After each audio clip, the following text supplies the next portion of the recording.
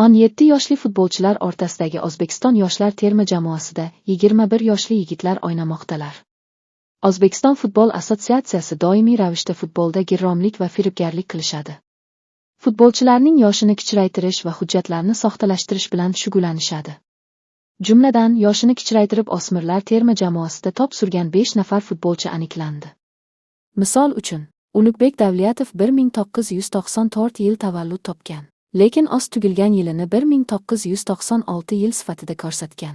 Burxon Hasanov 1998 yil tavallud topgan. Lekin oz tugilgan yilini 2000 yil sifatida ko'rsatgan. Bu futbolchilar Osiyo chempionatida O'zbekiston yoshlar terma jamoasi tarkibida to'p surgan. Ufa futbolchilarning yoshini kichraytirib ko'rsatib, hujjatlarni qalbakilashtirgani haqida bizga mavjud ma'lumotlar kelib tushdi.